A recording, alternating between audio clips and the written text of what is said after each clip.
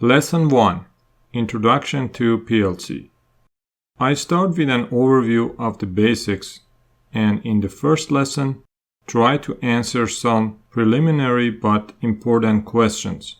By completing this lesson, you would be able to understand and describe what is PLC, where PLCs are used, and PLC application in factory automation. Let's begin with answering the first question. What is a PLC? If you work or study in the field of industrial automation, you may have heard of PLCs, because PLC is the core in factory automation.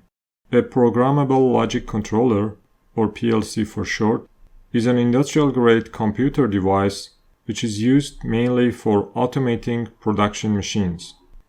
PLC is a ruggedized computer that has been designed to tolerate harsh and noisy industrial environments.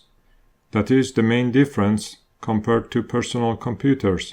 It also has a linear operating system that is intended mainly for processing inputs and outputs based on programmed logic.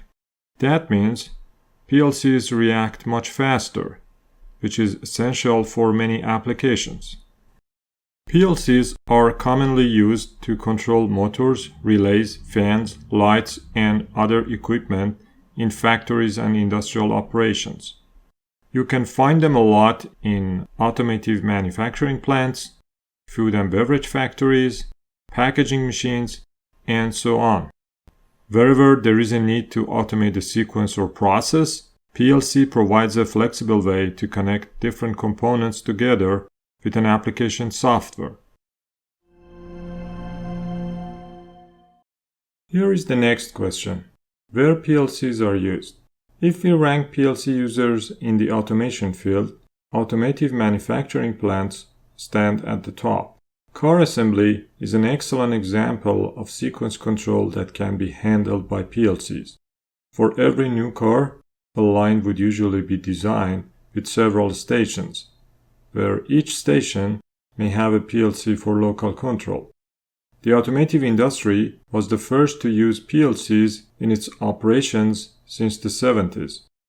Their goal was to use programmable and flexible controllers to replace hardwired relays and timers. The other industry sector where PLCs are used a lot is production machineries.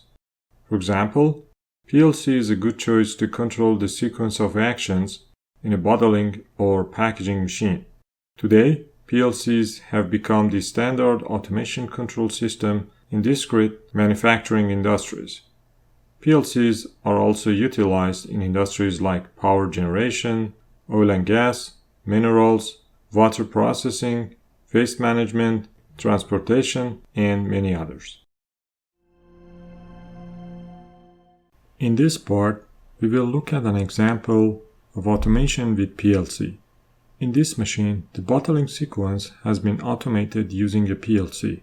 By pressing the green button, machine sequence will start. It will load a bottle to the filling station at position A, executes the filling process, and then sends the bottle to the next station, position B. Let's watch below the sequence which represents one cycle of a simple bottling process. When machine starts, a bottle will be sent to the filling position right under the filling nozzle. Before filling station, a photosensor has been aligned in a way that detects the empty bottle passing by, and when triggered, starts filling for 2 seconds.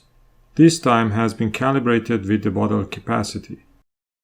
After the elapsed time, conveyor moves the bottle to the next position, and then repeats the same cycle for the next bottle. Well, this is interesting, but how the control is done?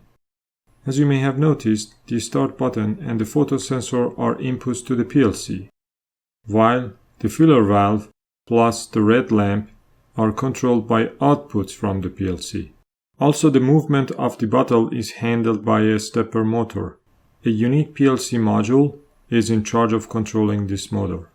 The sequence control is executed by PLC in the form of a software program.